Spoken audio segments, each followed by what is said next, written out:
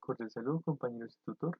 En este caso, dándole continuidad a la fase número 3, cultura, un concepto antropológico, vamos a desarrollar 4 preguntas. La primera de ellas es: ¿cuál es el significado que se le otorga a la cultura en la antropología? Tenemos que saber que hay dos grandes ramas antropológicas o pensamientos. Uno de ellos es el pensamiento materialista, que se genera o se piensa que la cultura frente a la antropología es un objeto tangible para poder encajar o facilitar una sinergia en un entorno social. Por el otro lado tenemos los mentalistas, que piensan que la cultura es una serie de normas con un fin y es generar algo material. Los dos tienen una correlación y es que se basan en las costumbres, los mitos, las creencias, las normas y valores que se tienen en una sociedad. Tenemos una segunda pregunta y es: ¿cómo se ha transformado el concepto cultura según los enfoques teóricos de la antropología? Para esta respuesta tenemos que las transformaciones de los conceptos de la cultura se han generado a través de los símbolos y herramientas que se tienen día a día, obviamente en el transcurso de todo lo que es una cultura, dándose a comunicar los miembros de este grupo social con un fin de interactuar y darse a comprender entre sí y dejando plasmado el paso del tiempo y los cambios que se generan de época a época.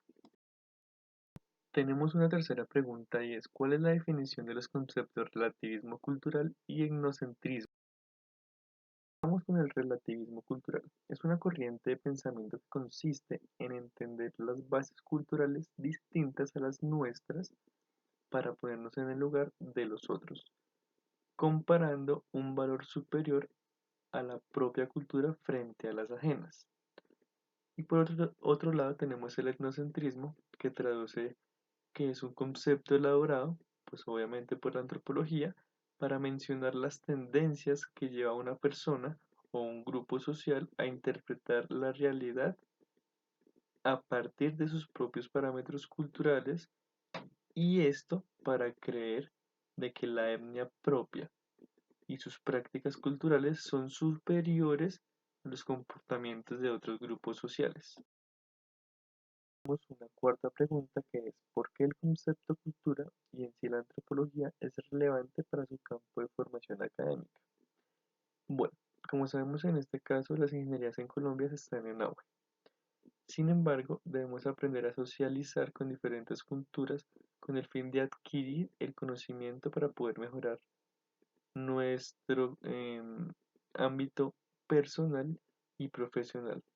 Además, pues las enseñanzas no solo son a nivel profesional, sino que podemos generar aprendizajes cognitivos de las diferentes culturas para poder aprovechar mejor las herramientas. De esto es un ejemplo que también se ha pasado de generación en generación, una simbología que hace parte de nuestro día a día como electrónicos, y es un ejemplo de las resistencias, los capacitores y todo este tipo de simbologías que, viéndolo aquí en Colombia o en China o en cualquier parte del mundo, significan exactamente lo mismo para llegar a un fin, que es generar un proceso o un elemento electrónico que pueda generar o llegue a una solución de una necesidad.